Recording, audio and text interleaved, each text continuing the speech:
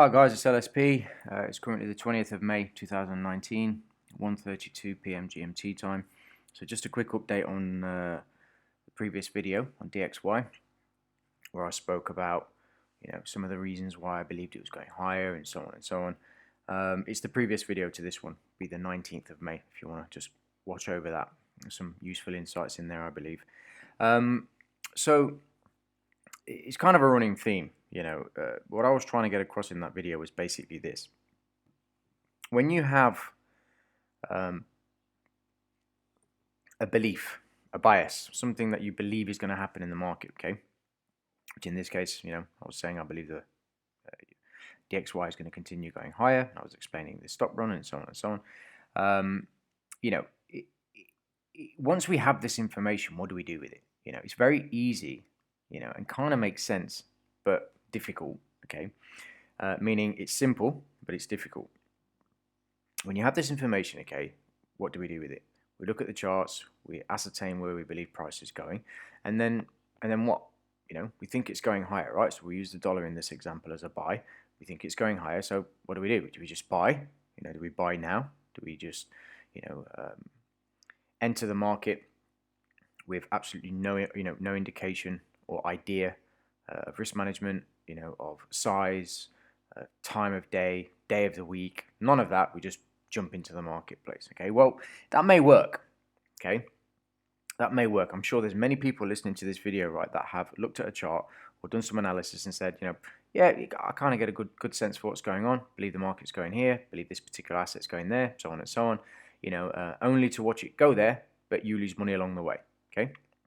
We've all experienced this. Anybody who's been trading for any amount of time surely has experienced that, situation, and it's very frustrating, right? Very frustrating because you look at it and you drive yourself crazy, trying to figure out, well, where could I have got in, and why didn't I just do this, and why didn't I just have a tighter stop or a wider stop or this and that and so on and so on and so on. Okay, so just jumping into the marketplace doesn't make sense.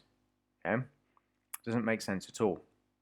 And as I'm talking, everything that I'm going to be explaining is purely based on the DXY, the dollar index that we're looking at now.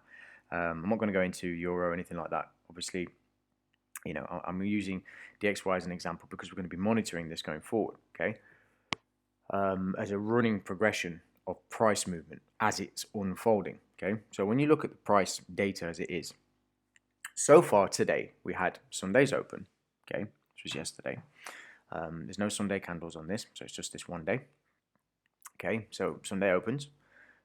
DXY opens going into Monday, which should be, I believe, 1 o'clock in the morning GMT time, if I've got it right. I'm pretty sure it's 1 o'clock in the morning, depending on daylight savings time and whatnot. But DXY opens. I had a pretty muted day, not a great deal going on. Okay, but believe it's going higher, but so far just a very, very, very, very, very tight range. 15 pips. It's nothing. Okay, so with that in mind, like I said, I believe it's going higher, I believe it's going up here. So what do I do with that information?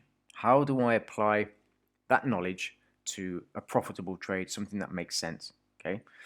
Well, we have this strong conceptual bias, this contextual bias. We know why price should be going up there. Okay. I explained the reasons why yesterday in the video. We know the reasoning behind that. We have plenty of range to work with, so now the idea is to look at price in a way which allows us to, not necessarily from a pattern recognition point of view, but from an understanding point of view of, okay, what do I really need to see in price for me to get into this market and make some money?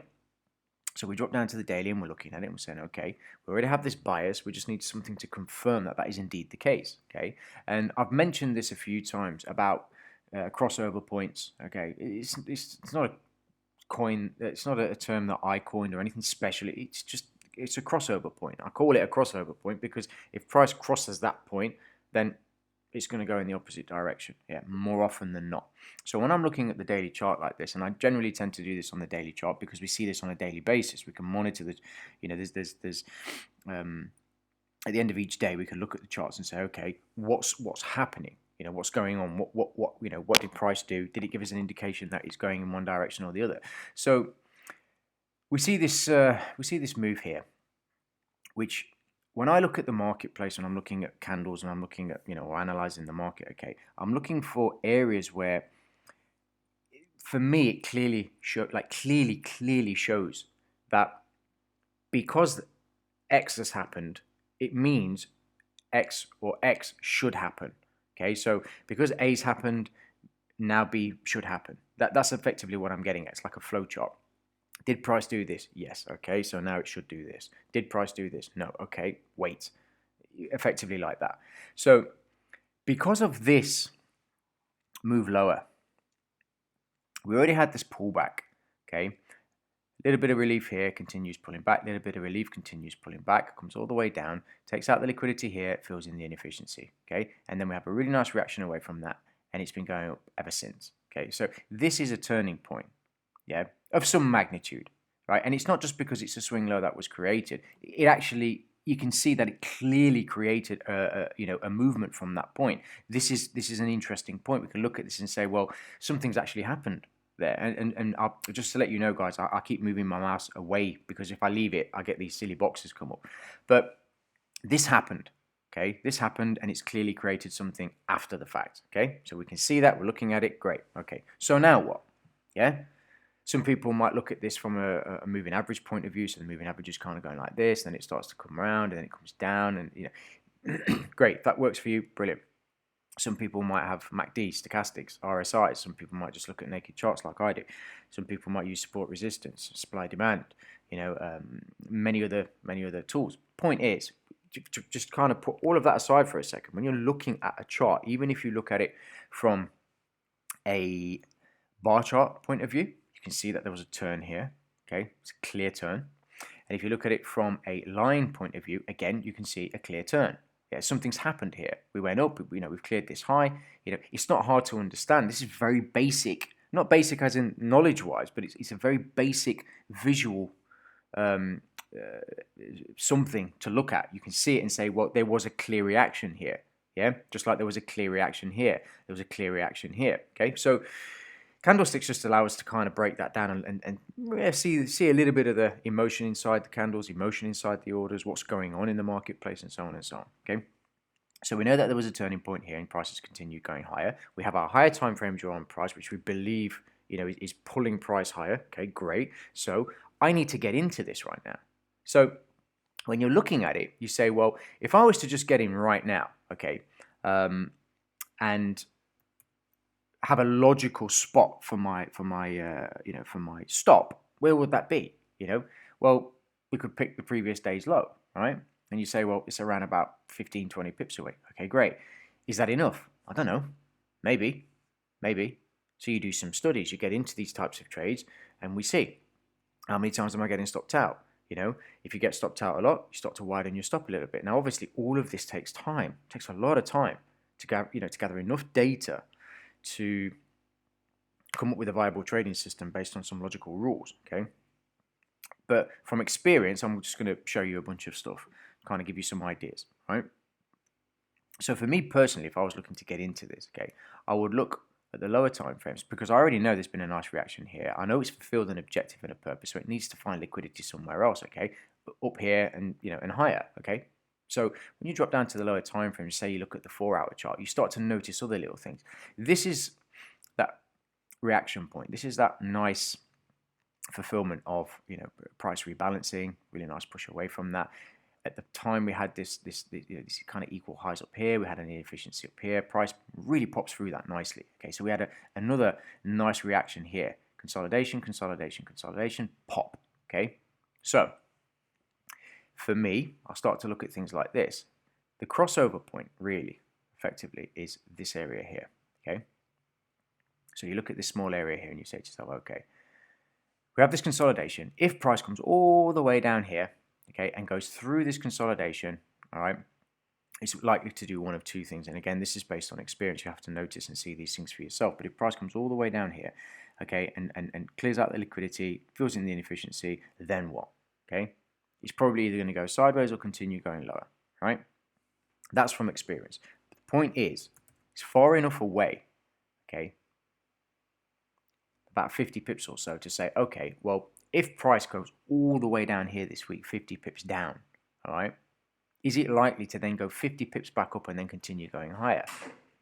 Maybe. And if so, and if it does do that, all right, then it's going to be an even more powerful indication that we are indeed going higher. But the problem is it hasn't happened yet. We don't know. We will never know. All we can do is go based on what we see in front of the charts, then we take it from there. Okay, so let's say we get in here, put a stop 55 pips away. Just zoom out a little bit, go back to the daily. I'll have to do the weekly actually because it's easier to see. Okay, so we have, say, 50 pip stop around about here. Okay, now what's our objective? Okay, do we believe price is going to 98.50.06? Yes. Do we believe price should be reaching for 98.50 to 98.55? Yes. Okay, is it enough? Is it enough for a viable risk-reward trade? Does it make sense from a numbers point of view? So let's take the entry point. So we've got our 55 pip stop or 50 pip stop. We go up and we see that the first profit target is around about 33 plus stop sweep. So let's say 35 pips. Okay, no good. For me personally, that's no good. Okay, if we go up to the second profit target, okay, it's around 80 pips or so. So that gives us, let's say, a little over 1.5 to 1. Okay, so let's say we'll say 1.75 to 1. Okay, great. Does that make sense? Yes, if you can do that all the time. Yeah. Then you have to factor in, other things like how many times do you get stopped out with a 50 pip stop? How many times do you get stopped out with a 55 pip stop? How many times do you get stopped out with a 60 pip stop? Did I reach first target? Did I reach second target? Then you have to factor in other things like, what if I reach the first target? Do I reduce my risk? To then make the trade make more sense. How many trades actually allowed me to move my stop once they hit the first target? How many trades actually hit the first target for me to move my stop? Basically, that's what I'm trying to get at. How many trades just went straight for the stop, and so on and so on and so on. Now, for me personally, 55 pips is too much. From a stop point of view, risk reward point of view, doesn't make sense to me. Okay, so let's go back to the 4 hour and we say, okay, where can I get into this to tighten my stop? Now it hasn't actually happened yet, but when you look at the hourly chart, it would make sense that price would effectively come down here, at least another 15 to 20 pips or so, okay, before it hits this old area of what was resistance at the time. And it had a nice pop through that. So what I would personally like to see is I'd like to see price at least come down to this area, fill in this very, very small inefficiency here, take out the liquidity below these equal lows here, and then maybe pick something up here. Now, if that happens, look what happens to our stop. Even if we take the actual inefficiency fill here, okay, and we go down to the previous stop, now we've got around about a 30 pip stop. Okay, perfect. Yeah, that's doable for me. Yeah, because we're down here, entry here, 30 pip stop down here, previous high 30 pips. Okay, first target 52 pips or so, second target, okay, is around about 100 pips or so. So you see what happens with the numbers when we're patient, when we wait, we actually look for something very specific, in terms of entries and so on and so on and so on. So these are just some ideas, guys, on the way that I, when I'm developing a system, or when I'm looking to enter a trade, or when I'm looking to do something in the marketplace. Everything really revolves around having the patience to wait for something that makes sense. Now, most traders struggle with that part. They don't, well, I don't really know what makes sense, and I don't know how to get into the marketplace. Well, trust me when I tell you that's the easy part. Anybody can get into the marketplace. I could open a trade right now, even on the short side, and say, well, I'm going to open a trade on the short side with an expectation that it's actually going to come down here. But that's an anticipatory, it's an anticipatory, sort of way of trading. I personally don't like trading that way, but you can trade that way, and kind of track your results and see what happens. But for me, I've arrived at a point where, it's Monday, and I'll just explain with this particular week that's coming now. It's Monday. It's not a great deal going on. Nothing for me to do. I have an idea of what I want to see. I know where it would make sense, okay, for price, to drive to, and then if it does do that, it would make sense for me to get in because my stop's going to be good. My targets are going to be good. The risk reward makes sense. The position sizing that I would use would make sense, and so on and so on and so on. But it hasn't actually happened yet, so all I have to do is wait. So I'll wait till the end of the day. I will look at price. and see what's happened. If Tuesday comes or Wednesday comes or Thursday comes and none of this unfolds and something else unfolds, great, fine, whatever. I will adjust according to what I see on the charts. But at the end of the day, the one constant remains. If I don't see what I want to see and price doesn't go to where I want it to go, okay, and then give me the entry that I want, for me to get into the marketplace, then I can't do anything. And this is the distinction that needs to be made with a lot of people when they're staring at charts, because they're like, well, but I want to be in the marketplace. I actually want to be in. Well, you've got to make sure that you learn to separate that I want to get into, I should be getting in now because it makes sense. Yeah. You don't want to be in a situation where you've got your money on the line, and you're getting into trades that are so poor in terms of entry, in terms of, from a contextual point of view, that the results that you get from that are so skewed that you don't really learn anything from those results either way. So what I'm trying to get at is this: if you enter a trade that doesn't make any sense and then you get stopped out, or you lose money on that trade, or your emotions kick in and you end up closing the trade, small profit, whatever, a myriad of different reasons to get out of the trade or to get stopped out of the trade and so on. If that happens on a poor trade, ultimately when you look at the results, you are not going to be objective enough to say, yeah, the stop was too wide, I never waited for this, I should have done this, and so on and so on. Your emotions are going to be at the forefront of everything that you're doing. So you will be analyzing a trade result based on an emotional charge that you still have with you because you got stopped out of a trade and you're pissed off, or frustrated, or whatever the case may be. But when you open a trade based on sound logic, and you followed a specific idea, a plan, something that made sense, something that, if you explained it to somebody else, they would say, yeah, do you know what, that actually makes a lot of sense, and you get stopped out, then fine. You look at that and you say, okay, well, I opened the trade based on all of these, variables, and now I got stopped out, so I can factor that in. Maybe my stop was too wide. Maybe the trade was great. It's just one of those trades that didn't work. But you are doing it from an objective point of view. You're not angry or frustrated because you had a set of rules that makes sense. You got into the market, with a bunch of variables and rules that actually makes sense. Okay, so some ideas. We'll continue to track what the dollar is doing. Obviously, I won't open a trade on the dollar. I don't trade the dollar, but we'll track it, see what it's doing. I am liking everything that's kind of lining up the way it's lining up. And we'll see. I mean, we've got these equal highs up here now. Okay, if it runs straight through from here and it continues to go, great. I mean, it is what it is. I'll miss the entry. And again, just talking about DXY, I wouldn't be trading this. I'd be trading euro short.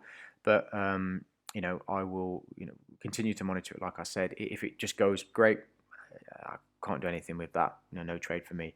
But if it falls back a little bit, it gives me a good indication. It gives me a good area for me to kind of start paying attention to. Then we'll jump over to euro, and I'll take a look about entering a short on euro as a study trade. All right, guys. So as always, I hope it makes sense. I hope it helps, and I will catch up with you guys probably tomorrow. All right, take care.